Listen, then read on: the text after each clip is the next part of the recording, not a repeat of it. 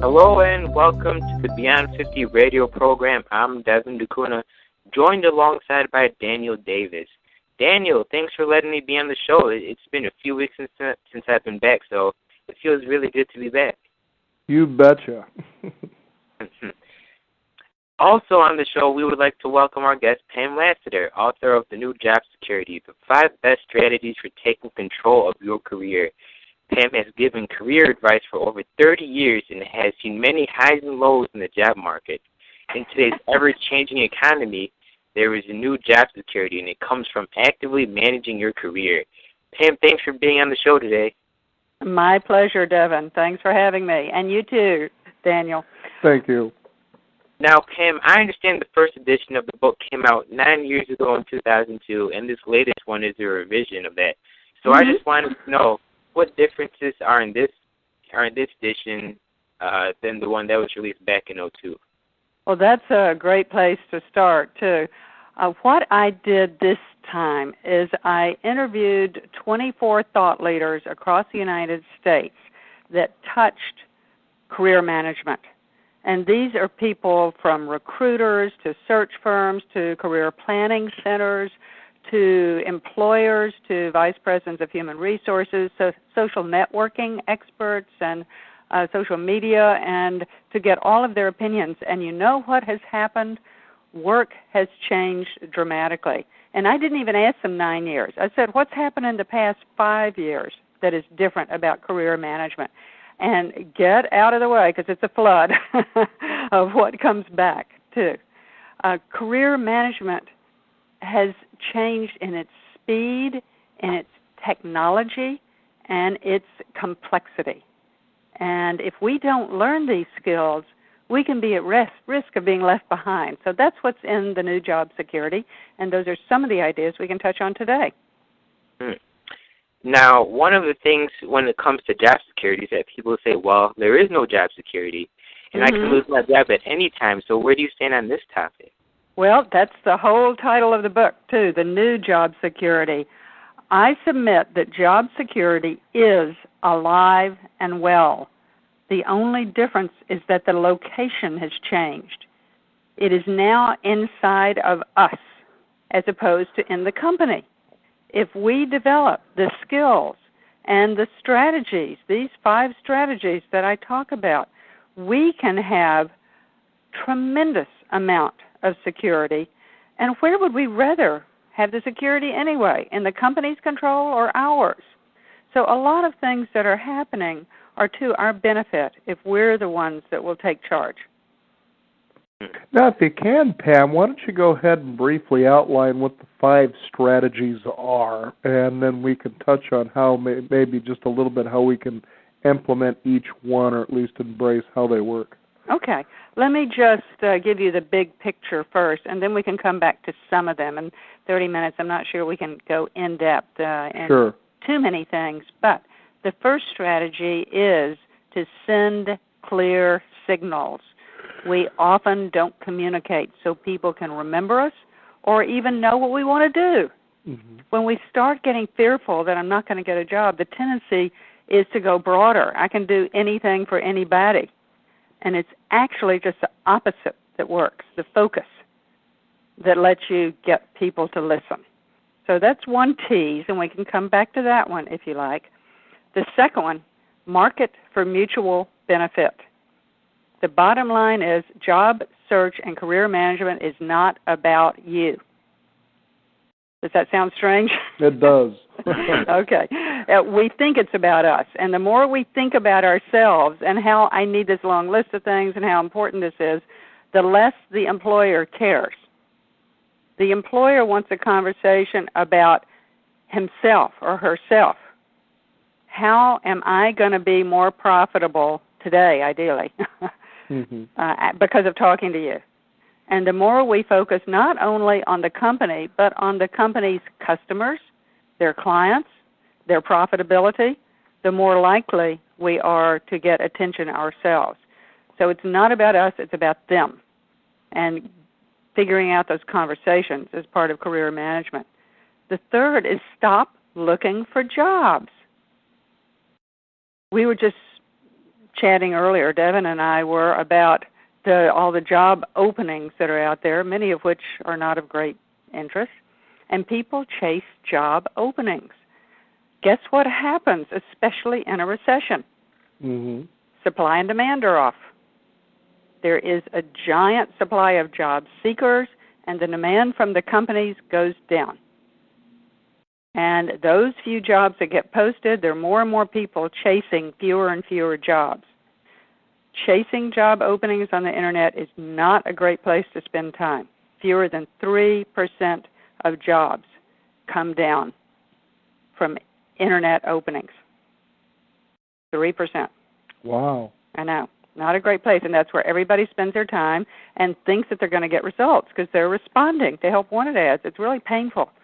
I have some blogs posted on my website about other places to look and job openings not being great places to put a lot of time.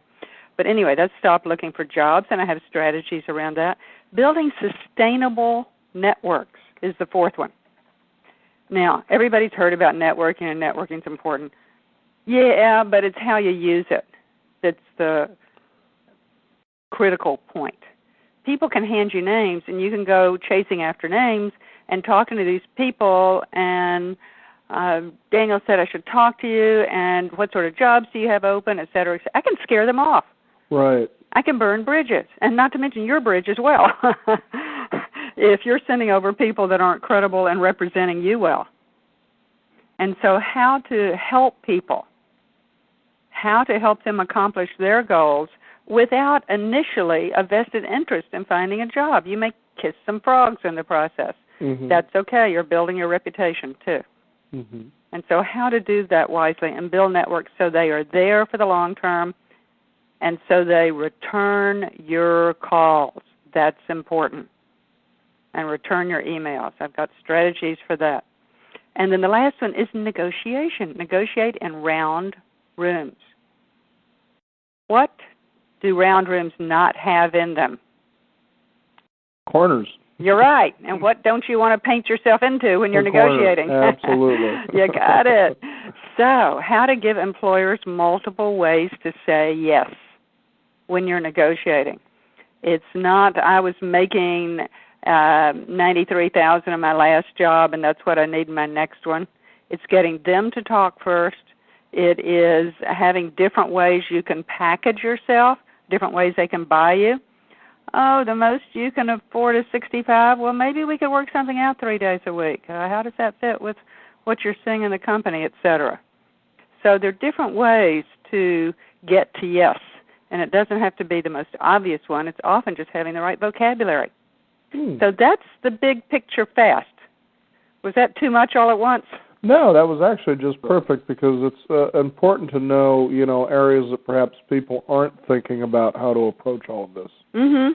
Well, it's all, I use product marketing for my conceptual base, and it's all product marketing underneath it all. If you're comfortable thinking of yourself as a product in the marketplace and you want to be consumed, the rest follows. There's a science and there is a long history of how to make that happen. And so those are the underpinnings of my practices, and they work. Now, one of the things I read in your book, and this was a practice I had back in the 1980s, but apparently it's maybe not something that, as you describe, isn't so effective today, was the idea of what you would call information research, where you would actually call and set up an appointment with someone as, as an information gathering quest, but eventually really what's behind the motive is that you want to try to get yourself a job. But you're saying, maybe that's not such a good idea these days. Why is that? Well, that's the seeds of the answer in the question, too. When Bowles and Crystal first started proposing that, it was done honestly. You're talking to a lateral, somebody that would be doing the same work, not the boss of that person, gathering information. And it was misused. You saw this happening. People would use it as a bait and switch. Let me come in and talk to you, and then once you got in the door, you'd start asking about a job. So companies at one point actually outlawed the process, no informational interviews, because it ended up being a waste of employees' time and the openings weren't there anyway. And so it got a bad reputation. So people are still asking for it. Some of that edge has died off now because people cut back, and networking has gotten to be ubiquitous now. Everybody's networking. So it's a little bit easier. But what I call them are market research meetings, and they aren't bait and switch. They are there literally to find out about your market. Change your vocabulary, and people will attend differently.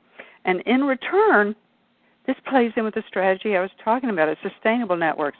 You give them back something. You're interested in learning X. I'm interested in learning about not only the trends that you're seeing in biotech, but trends that you're seeing within Novartis.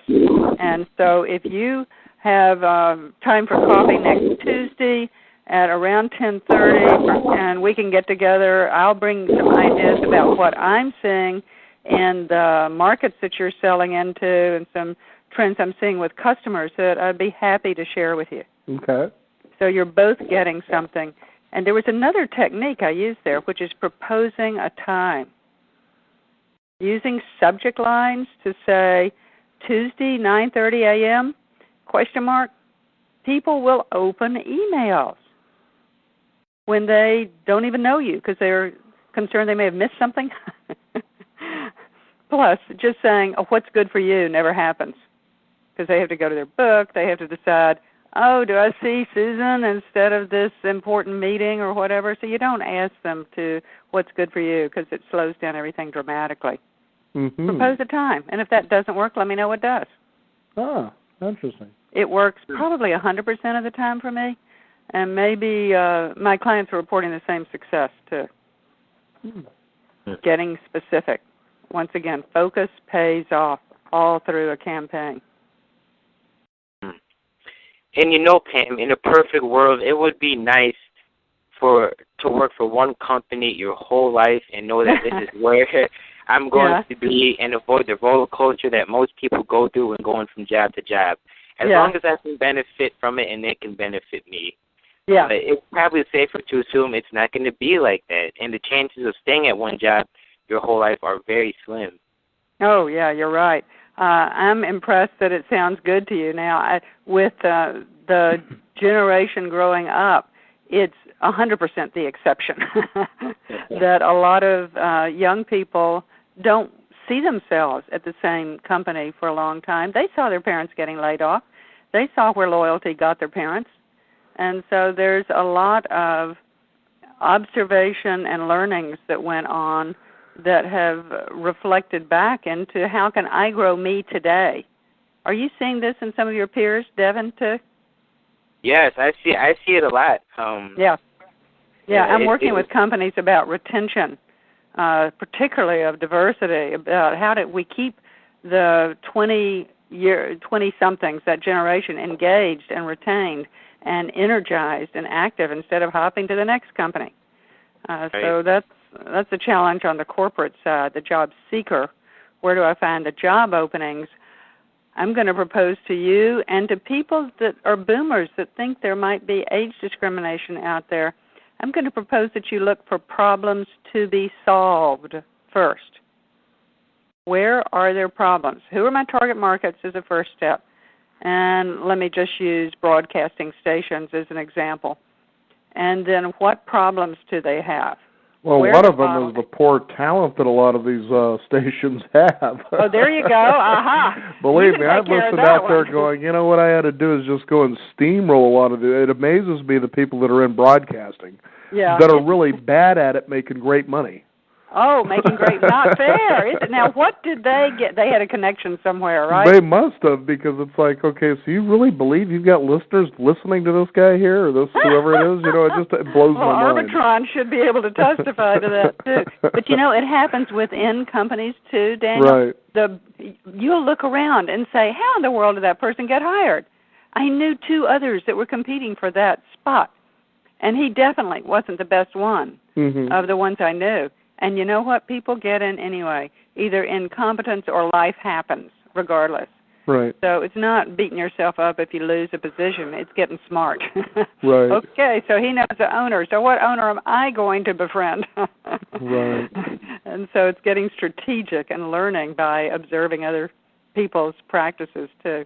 But you're right. The problem to be solved with the broadcasting stations is talent, and that's where you can get back to ratings or feedback or testimonials. Anytime you've gotten something good, keep a kudos file or a file when anytime somebody emailed you something that was positive or said something verbally that was positive, write it down and put it in there. Mm-hmm. It becomes a testimonial on your website, on your performance appraisal, or that a reference perhaps on LinkedIn. Mm-hmm. Yeah, I can't tell you, Pam, how many times over the years that I've been in broadcasting, and I haven't been on the major networks and, mm-hmm. decided to go this direction with the program so I could have the creative control that's involved instead of some rookie out of college saying, I think you ought to do this, and I think you ought to just go and do something else. But that I hear from guests, and they are just, blown away like, I do a lot of radio, and there's a lot of garbage out there. It's like they're getting their time wasted. Yeah. And I feel for these people that go and they spend their time, for instance, like you, and I'm sure you've probably encountered this yourself, is that you go out there, you spend the time to be on a program to basically, really let people know what your work is. You've spent time and a lot of energy creating this, and then you have this poor host that doesn't have a clue, and you've wasted your time. Yeah. And it's pretty sad. And it's the same thing with pretty much any other career, depending on how you approach it. Mm-hmm. Well, you can learn. The viewers will tune out, the listeners will tune out and go somewhere else. There are plenty of options. And the advertising dollars go away, et cetera, et cetera. So there are ways for stations to figure that out. But keeping your own track record and using it to leverage larger audiences, markets, whatever. You can do that inside the company, too. You know what I'm teaching in my practice now, you'll see it in the new job security, is jack of all trades, master of two. And part of this is reputation building. And this is what I was going to bring up with you too, Devin, assuming that you want to head towards broadcasting for the long term. How are you different from everybody else out there? I've worked with a lot of young men that are interested in sports marketing or sports broadcasting. And what are differentiators? How are you different from other people? And you can decide on two ways you want to be different and start developing those now. Maybe it's your expertise with technology as well. You don't just do in front of the camera, so to speak, but you can do behind it. That makes you very cost effective. Maybe it's your relationships with a sports team, whatever. But you can decide yourself what would be of interest and start playing that up and developing it. It works in companies, too. You can develop an area of expertise. One of mine is flexible work. I do research on it all the time. What are best practices around boomers working less than full-time? And guess what? 20-somethings want to work less than full-time a lot of times, too. Sure they do. So it's a giant trend. So finding a trend and latching onto it and becoming expert in it helps your marketability. Here with Pam Lassiter, author of the new Job Security. Now, Pam, we were talking before the interview, and I believe we were talking about, I was mentioning how young people like me get overlooked when competing with other people looking for a job. But you said it's ironic because older people get looked over as well. So I thought that was kind of funny. I thought it's, we're at a disadvantage, us young people are at a disadvantage because of this, but it's actually, we're kind of on level playing field, I would say, right? Well, there is a level playing field between people that, actually it's age discrimination at either end is what you're saying, right? Am I being discriminated against for lack of experience or for too much experience? And I'll tell you what the bottom line is. If you are profitable, companies will pay attention, regardless of age. This goes for people that are 65 as well. If you can pull in new clients, new business, or if you can save money, the flip side of that. And look at somebody that may be 23 coming into the market. What a good value. Great energy, great idea, fresh ideas, and the pricing. I never say cheap. The pricing is going to be competitive. Okay?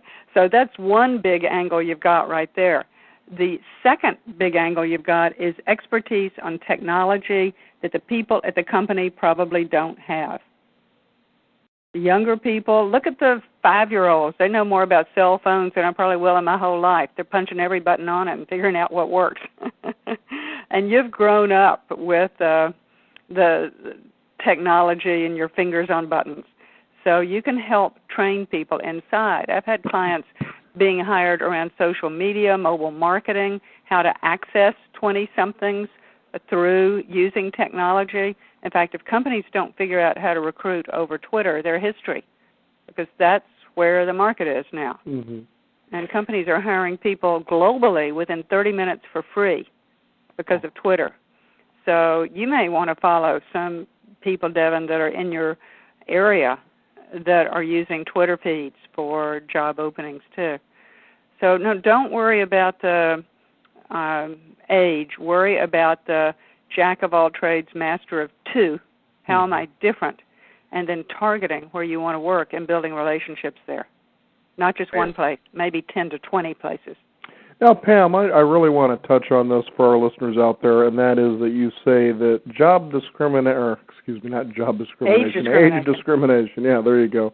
Mm-hmm. See, the wrong word was put in there because as you get older, your mind kind of floats in a different direction. But that's now, just maybe I'm overstepping here, but are you saying that's an illusion, that's not entirely true, that really isn't happening, or is it happening, and the way to reduce that from happening is obviously mastering these two skills that you're talking about? Well, that's a great question, and I'd like to talk about that some more because I want to give your listeners something to think about, too. Think about it when you're out in the job market and looking for jobs. Let's assume that I'm 63. Let's assume we're 63 and out there on the keyboard looking for things that are posted. Don't see a lot, but I am going for everything that is there. Okay, it's easy to assume from lack of response that there's age discrimination. I want to push back on that. A, they're not paying attention. If they've posted something on the Internet, that means they couldn't find or get the job filled any other way that was easy. They didn't have an employee referral program at work. They didn't have just word-of-mouth referrals. They didn't have things that were fairly cheap, free, good, that brought them talent. Companies don't post jobs because they want to. They post them out of desperation. They post them because they can't get talent, or they post them because they're legally required to, or there's something else going on. Not every job out there is a real job. Mm-hmm. And the new job security goes into why companies do this sort of thing. But the job seeker, here I am, a 63-year-old job seeker, is sitting there on the other side thinking I'm actually going to hear back from these companies. Don't waste the time. There's not age discrimination going on yet. There are 1,000 people responding to the position, and I'm not exaggerating. No, that's for sure. Yeah. I've worked at companies where we put an ad out on the newspaper. The next week or two, you start seeing an influx of bodies coming in that you didn't see newspapers before. were the good old days, too, because that used to limit it to 200 to 300 people. And now with the Internet, boy, companies are getting buried. I feel kind of badly for them, too. Okay, where does age discrimination kick in? Not as many places as we think. It's an easy category to blame things on. It's the other guy's fault if things don't pop. And I'll tell you what I see with most of my senior-level job seekers. It is a lack of currency, as in being competitive and cutting edge with what's happening in technology and in the marketplace. And it is a lack of ability to communicate their profitability. The uniquenesses, the jack of all trades, master of two, why you're differentiated, and why you are special. Why are you different? It's not always that you don't always buy the cheapest thing on the shelf when you go shopping, right? Right. You'll often pay more to get a higher quality. Fair? Yeah. So that can happen with job seekers, too. You can get paid if you can demonstrate that you're bringing in a lot more than you're costing.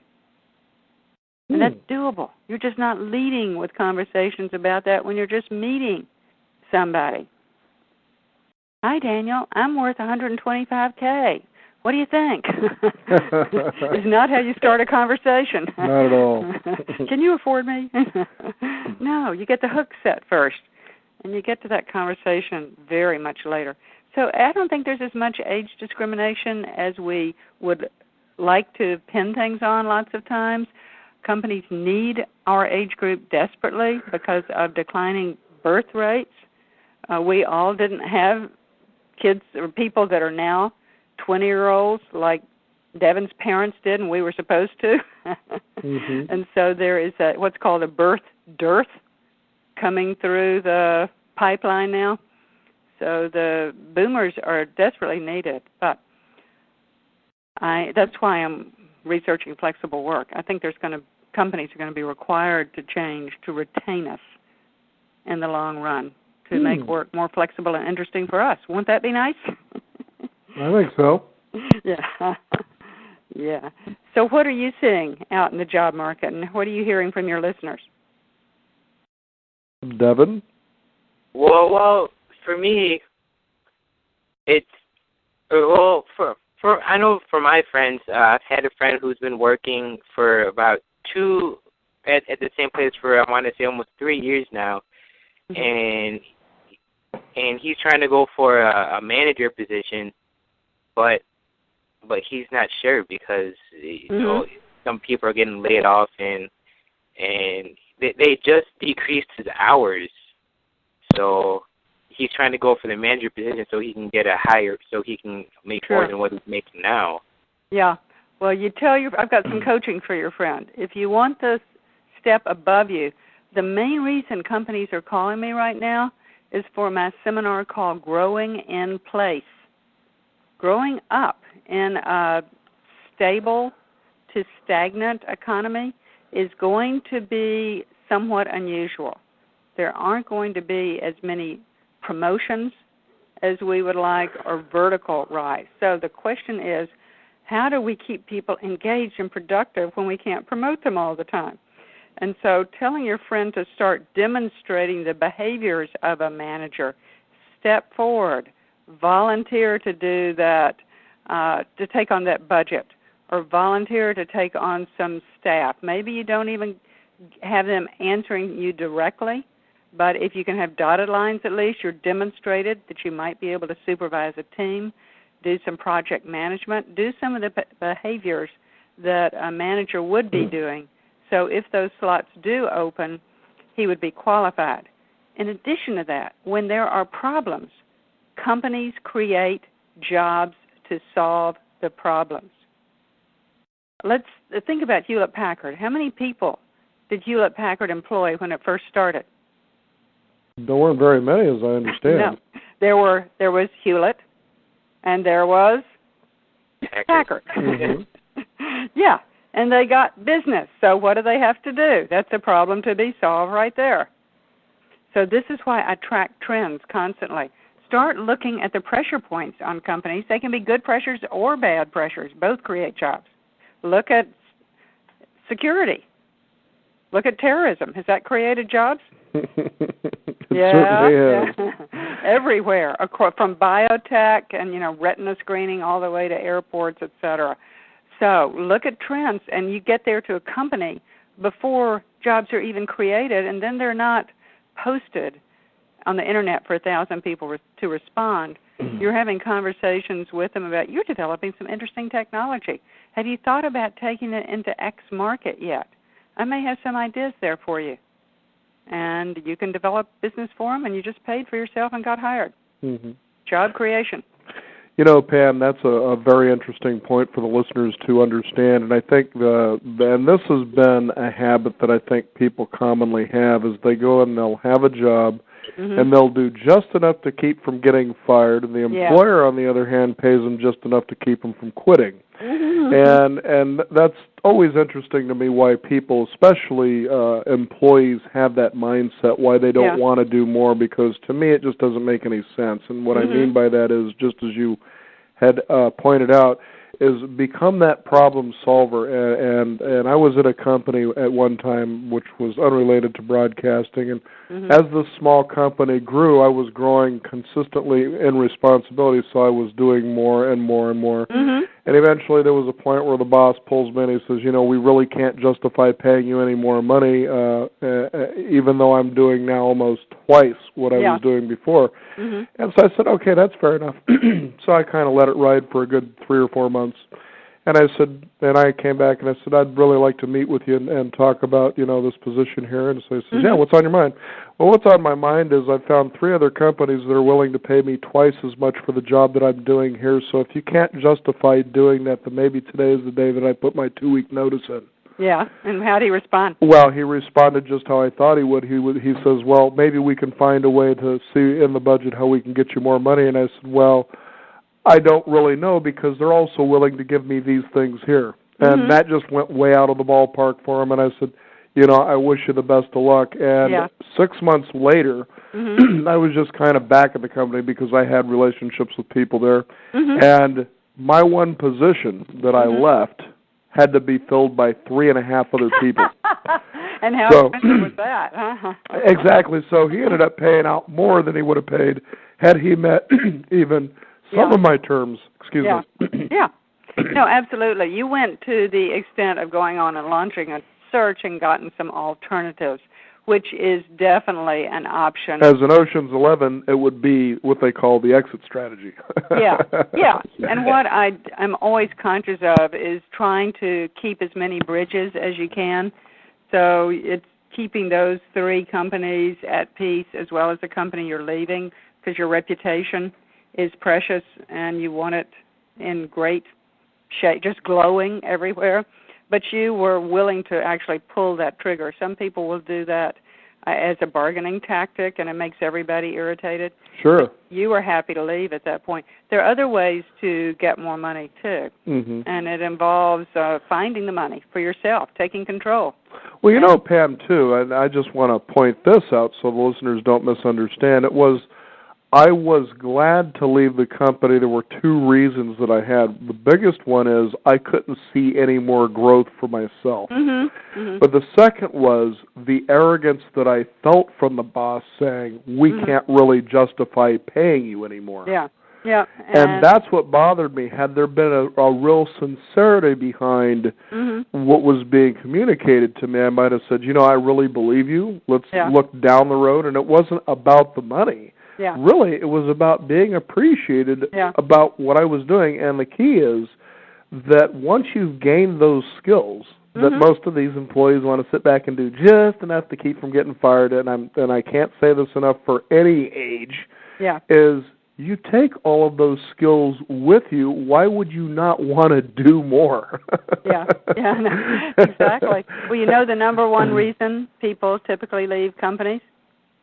Boredom is my best guess. No, that's a good guess. Actually, that fits into the number 2 reason. Number 1 is typically managers. Yeah.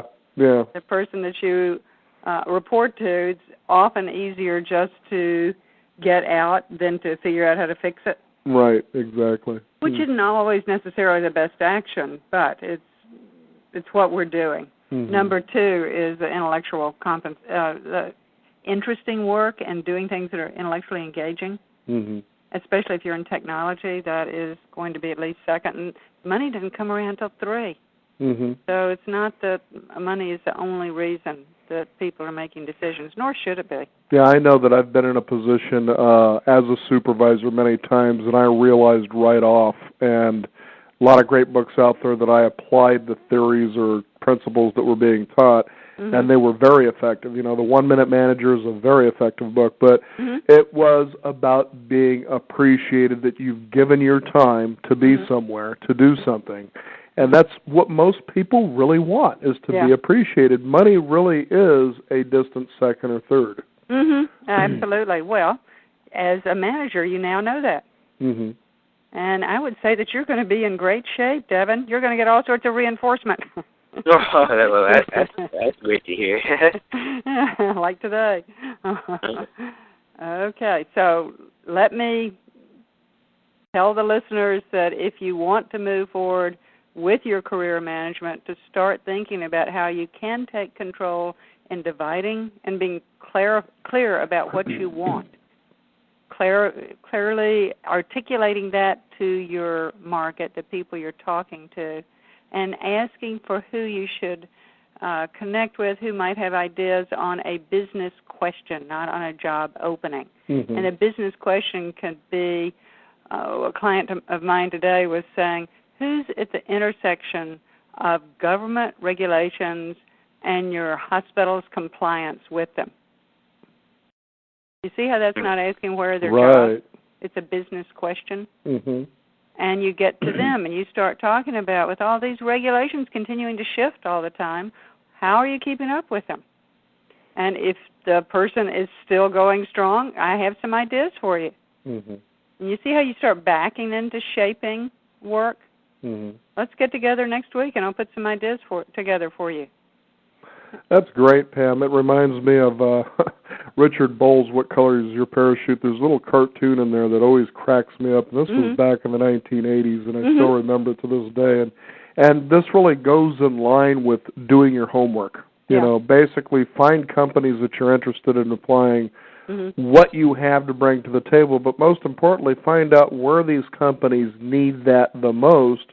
Then you're going in, and as you said, you're creating a job. But what was funny about this cartoon is it's obviously a guy who is at a company and he's being interviewed by a manager, and it says in the caption, just the fact that you even want a job here is a strike against you right off. That's kind of scary. I don't think I want to work there. But that's the advantage of target markets, too. I don't believe in 100 resumes. No. Life's too short and you get confused. Somebody calls you up and says, Devin, we really liked your resume, and Devin will say, great. What did it say I can do?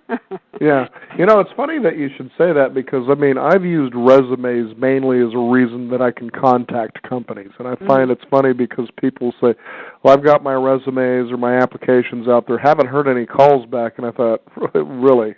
But what blew my mind is when I had actually put one out there and I got a call. It surprised me because that's not how I use them, you know. No. I said, really? Okay, I'll come in and meet with you. It just blew my mind. Yeah, but you actually got a call off of it. That's rare? You don't hold your breath for that one? No, not at all. I didn't expect it. You know, I was surprised. I was just kind of excited to go and like, hey, I'm actually going on a job interview because of a resume that somebody called me on. You know, usually I'm the one calling them, you know, kind of a thing. But, yeah, the good old resume. Well, I don't lead with it. It's not critical. I design them to address a target market's needs, like with this client that was after hospitals. There are, in her geographic area, there are probably 40 that would have the same problems to be solved, that would feel the same pain, and so she'd have the same messages to them. So it makes things a lot simpler in a job campaign to work by target markets than by one company at a time. So broadcasting stations may be one you're thinking of, Devin, but have some other ones in there as well. So you can have some distribution, just like you wouldn't put any investments you were making these days all into one stock. You don't want to put all of your job search methods into one market because it might get deregulated, it might get foreclosed, it might get taken offshore, and lots of things can happen to any one direction. So if you have 2 to 3, that ought to take care of most campaigns.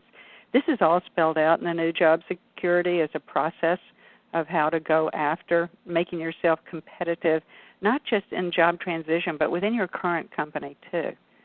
To have a company where you're not growing, I see that as our problem. It's not the company's problem. If we can't figure out how to grow in a company, then we should either change or have some serious conversations internally.